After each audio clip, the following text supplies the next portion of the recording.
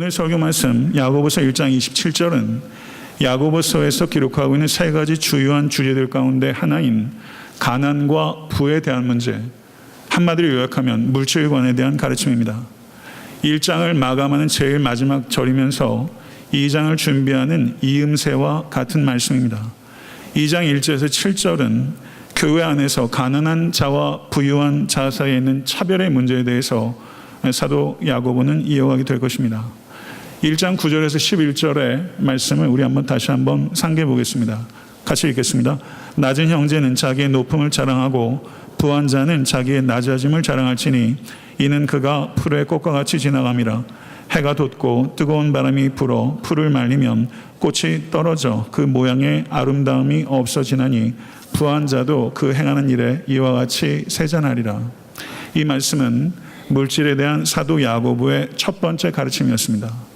이 가르침의 의미를 저는 이렇게 설교를 통해서 풀었습니다. 우리가 가난할지라도 즐거워할 수 있는 이유는 결국은 반전이 있을 것이기 때문입니다. 부자의 연락도 가난한 자의 궁핍도 끝이 있습니다. 우리 그리스도인들은 진정한 사람의 가치와 삶의 의미는 소유의 정도에 따라 결정되는 것이 아니라는 것을 확신합니다. 그리스도만을 보배로 삼는 참된 성도는 가난으로 망가지지 않고 가난으로 빚어집니다. 또한 우리가 부유할지라도 반드시 겸손해야 하는 이유는 이 땅의 부는 전혀 의지할 수 없는 버팀목이기 때문입니다. 우리는 부의 덧없음을 잊지 않을 것이며 부에 대한 애착과 욕망을 버리고 부가 아니라 부단히 하나님만을 의지하며 부에서 나의 정체성을 찾지 않고 부를 사용하여 사람들 위해 군림하지 않고 내게 주신 부를 섬김의 도구로 사용해야 합니다. 가난한 자나 부자나 하나님 앞에 설 수 있는 단 하나의 동일한 근거가 있다면 그것은 소유가 아니라 오직 그리스도의 은혜입니다. 아멘. 믿으십니까? 이것을 진실로 믿으실 수 간절히 축원합니다. 이것을 믿게 되는 것이 기적입니다. 이제 오늘 본 말씀 야고보서 1장 27절에서 사도 야고보는 이 물질에 대한 문제, 본질에 속한 이 문제에 대해서 두 번째 가르침을 간결하고 뜨겁게 전합니다. 그 내용은 이런 것입니다. 하나님 우리 아버지 앞에서 정결하고 더러움이 없는 경건은 곧 고아와 과부를 그 환난 중에 돌아보고 또 자기를 지켜 새 속에 물들지 아니하는 그것이니라. 아멘. 사랑하는 성도 여러분, 하나님 앞에서, 하나님 아버지 앞에서 경건의 기준은 오직 하나님 아버지이신 줄로 믿습니다. 그분 보시기에 정결하지 못하고 더러운 경건이 있을 수 있다는 것을 경계하시고 오늘 이 시간 여러분도 그리고 목사인 저도 저의 경건의 실체가 무엇인지에 대해서 우리는 겸손하고 신중하게 되돌아보아야 할 것입니다. 야고보 사도는 26절과 27절에서 이 경건의 세 가지 영역을 설명합니다.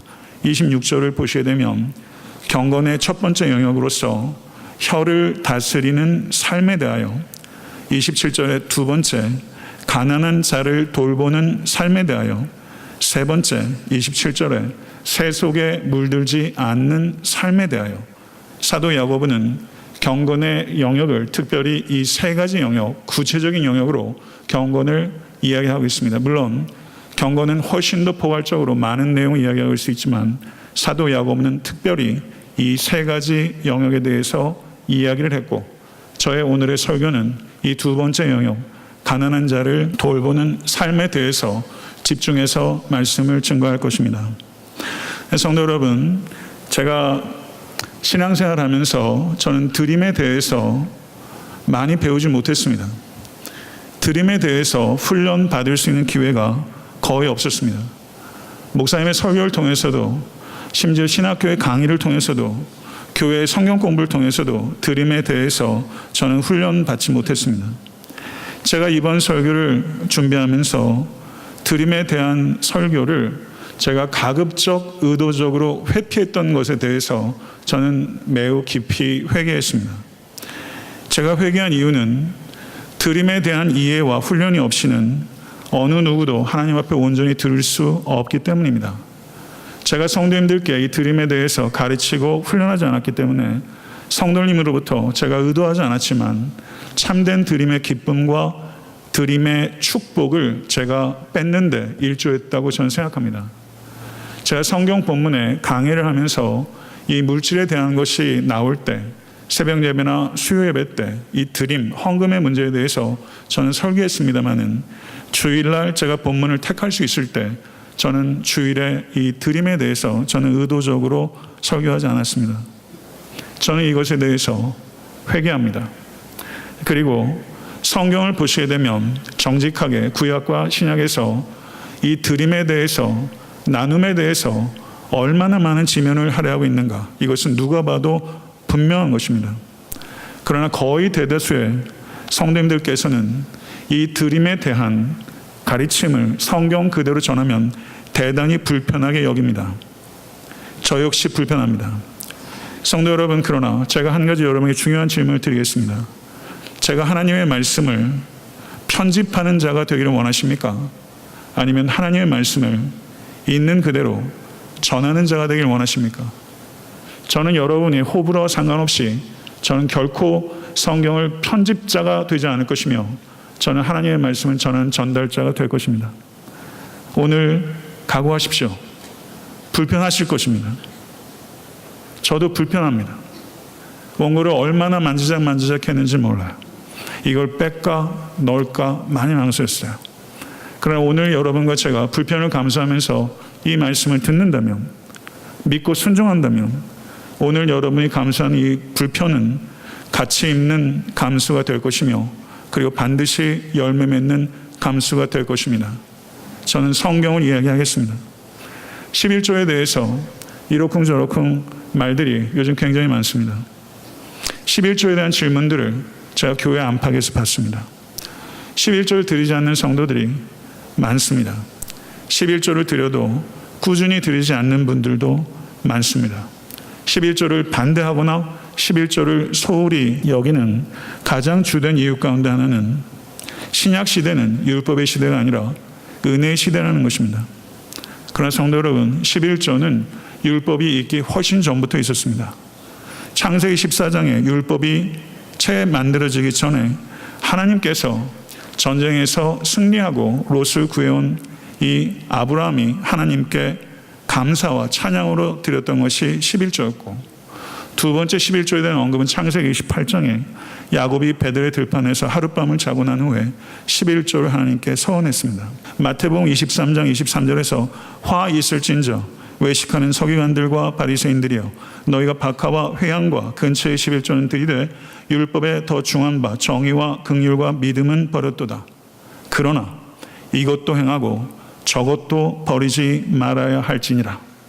우리 주님께서 말씀하신 것은 11조가 폐기되는 것이 아니라는 것을 명확하게 이야기하셨고, 11조는 긍휼을 베풀고 정의를 행하는 통로로서 중생한 성도의 기본이요 기초라는 것을 분명하게 우리 주님께서 말씀하신 것입니다.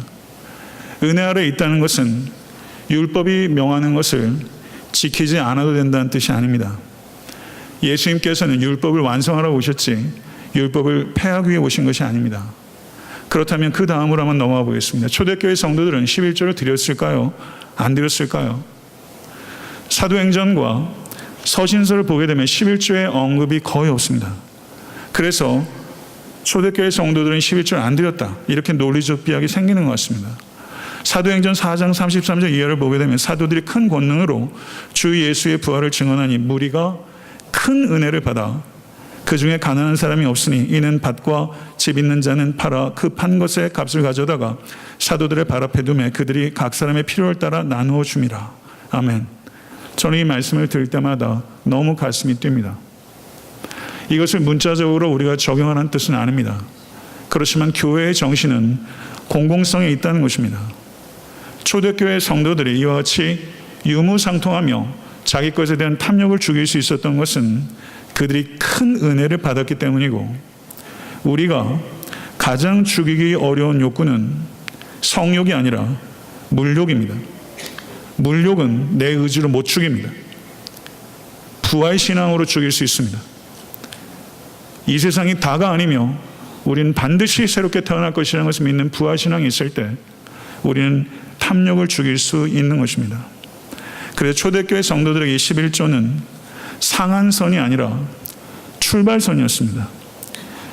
신약 성경에 11조에 대한 언급이 드문 것은 11조를 초대교회 공동체 성도들이 드리지 않았기 때문이 아니라 그들에게 있어서 기본이었기 때문에 이것은 언급할 필요조차 없었던 것입니다. 경제가 이렇쿵 저렇쿵 아무리 해도 우리는 교회 역사상 유례 없이 가장 풍요로운 시대에 살고 있고 교회 역사상 유례 없이 가장 인색한 성도로 살고 있습니다.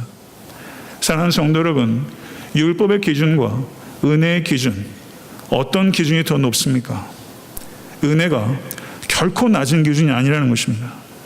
많은 사람들이 나는 헌금은 은혜로 드린다고 이야기를 합니다. 그 의미를 저는 묻고 싶습니다. 은혜로 드린다는 것이 내가 드리고 싶은 때 내가 드리는 만큼 마음이 동해야 드리는 것입니까? 하나님께서 예물을 마음이 동해야 드리려고 하시던가요? 사랑하는 성도 여러분, 이것은 오해하고 곡해하는 것입니다. 이것은 자기 합리화입니다. 이것은 영혼의 관점에서 물질을 보는 것이 아닙니다. 물질을 붙잡으려는 욕심을 은혜라는 말을 붙잡고 그릇되게 왜곡하는 것입니다. 은혜를 붙잡으십시오. 물질 대신에 은혜를 붙잡으신 여러분과 제가 돼서 간절히 축원합니다. 모쪼록 11조는 믿음의 분량대로 하십시오.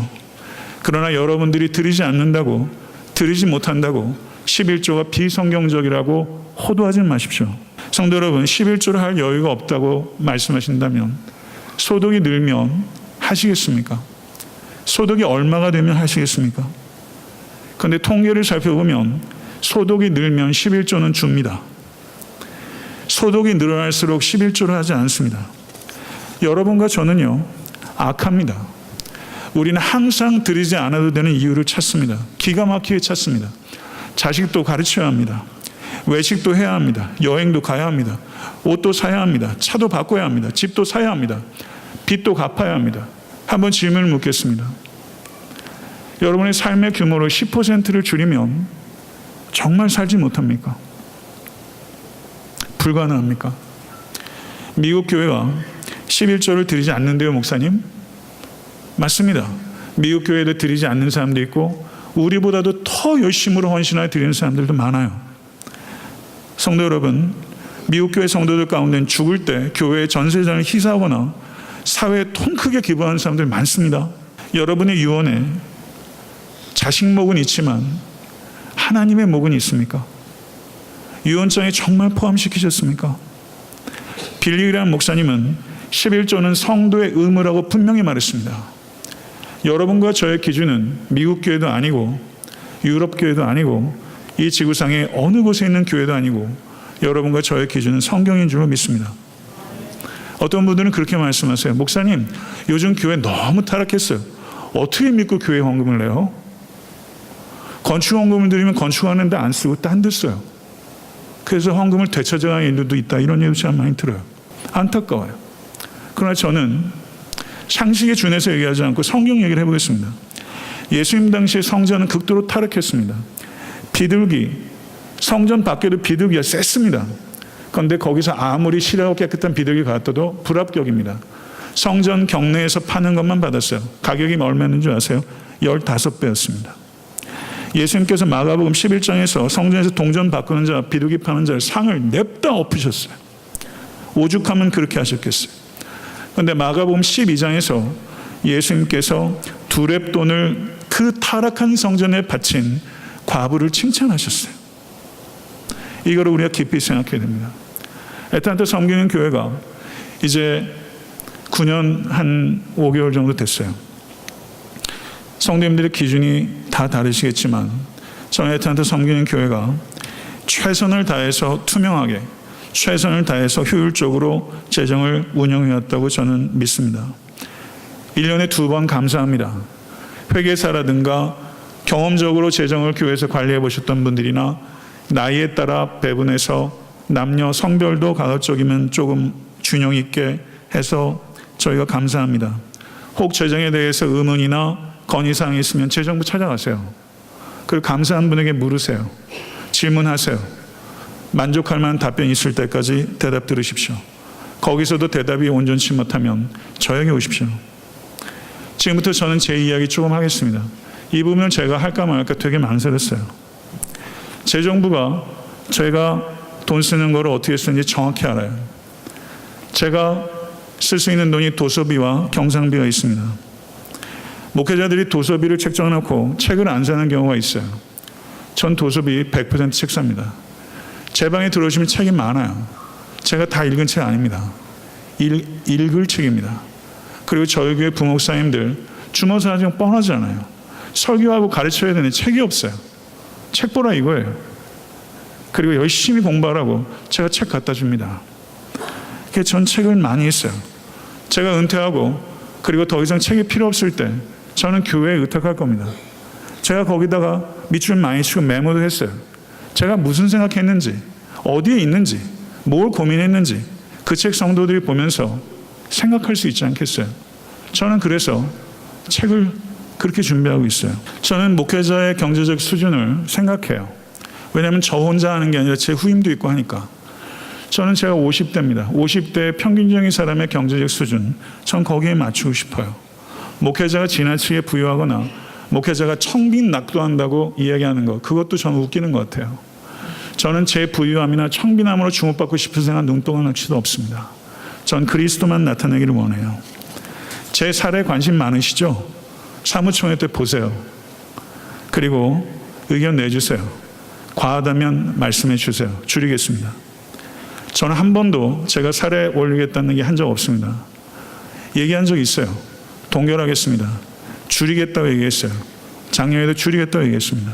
앞으로도 마찬가지일 겁니다. 제가 평생 처음 탄 차가 보스턴에서 2003년도인가에 3년 동안 일부러 차를 안 샀습니다.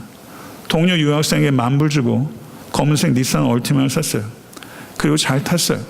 그리고 교회 사임하고 2008년도에 아틀란타 와서 1년 가까이 차가 없이 지냈어요. 근데 저희 부친하고 가까운 분이 두 분 다 메디컬 닥터인데 제가 보기에 좀 안쓰러웠는지 차를 저한테 파시겠대요. 얼마냐고 그랬더니 $100이래요. 1994년도식 흰색 아발론입니다. 그런데 저희 교회 이게 자동차 고치는 분이 많다 보니까 이 차가 돌아가셔야 차를 살 텐데 차가 갈수록 회춘을 해가지고 CD 플레이도 없는데 CD 플레이가 달려오질 않나, 리모트 컨트롤이 없었는데 리모트 컨트롤이 되지 않나, 그리고 그게 $100에 산 차여도 명색이 썬루프가 있어가지고 제가 평생 썬루프 있는 차 처음 타서 그거를 괜히 열었다 닫았다를 몇 번 해봤는지 몰라요. 저한테 $100에 파신 의사내외가 그날 저희 아버지 어머니를 비롯해서 여러분들에게 오늘 돈 벌었다고 식사 사러 가서 $500 밥 샀답니다. 그 마음이 고맙죠. 저한테 미안하지 말라고 $100에 판 거고 그렇게 된 거예요.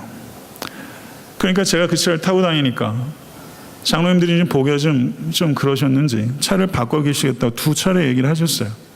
지난번에 저한테 중고 렉서스가 정말 좋은 게 나왔대요. 가격이 좋대요. 렉서스요? 장로님 저 렉서스 못 타요.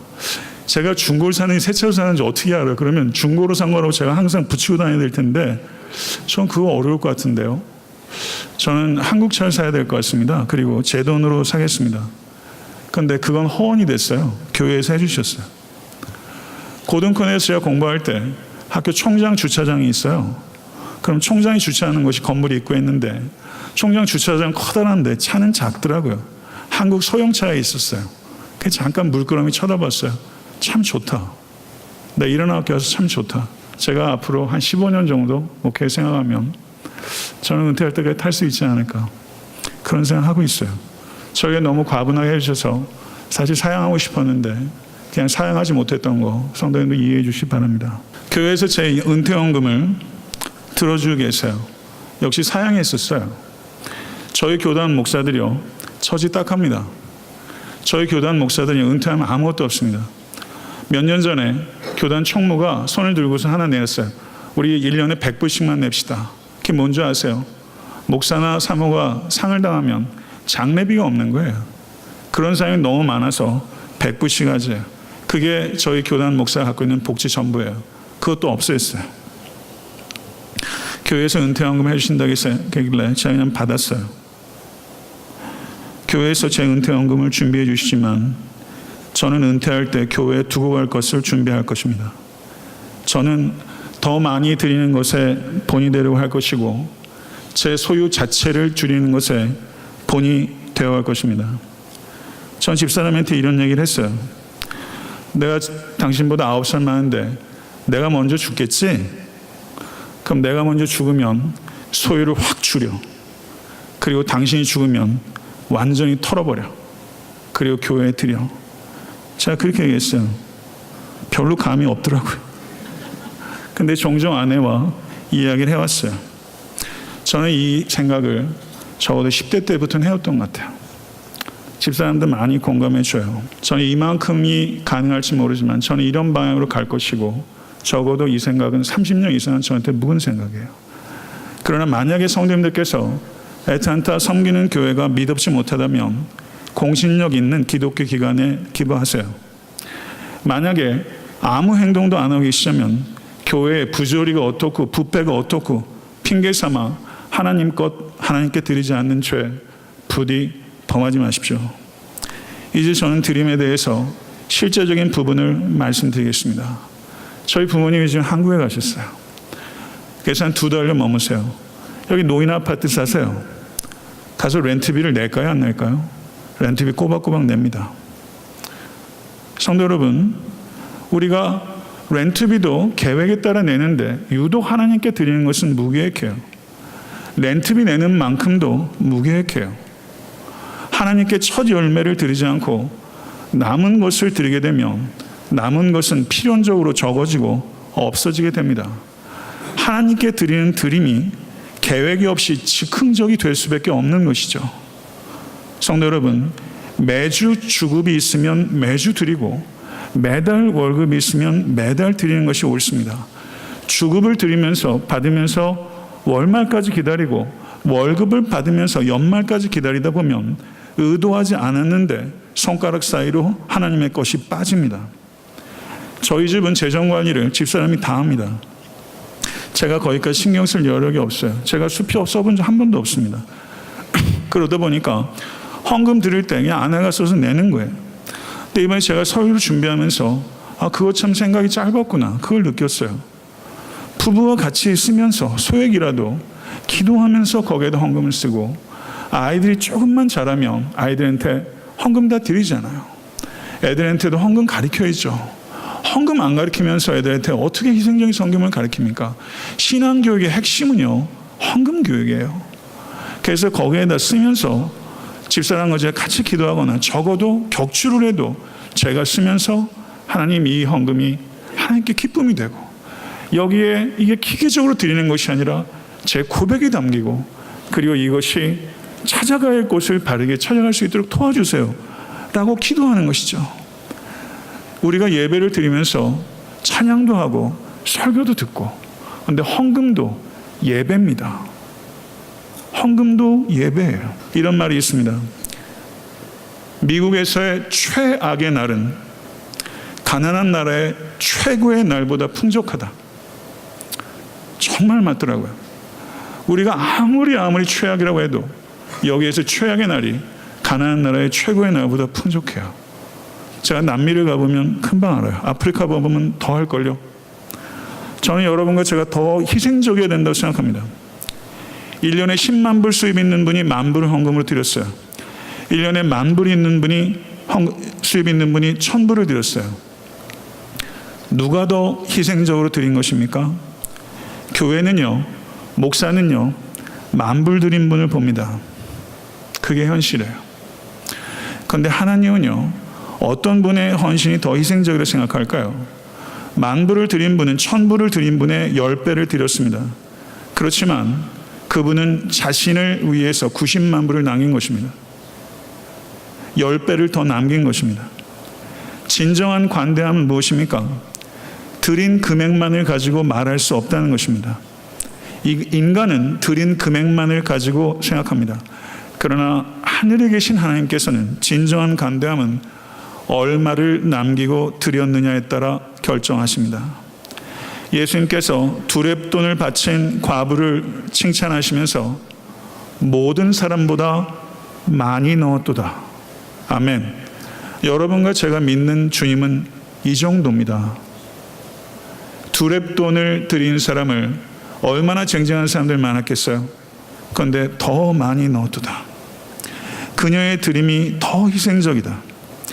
주님은 여러분과 제가 얼마를 드렸는지도 보시지만 얼마를 남겼는지를 더 중요하게 보신다는 것을 기억하십시오.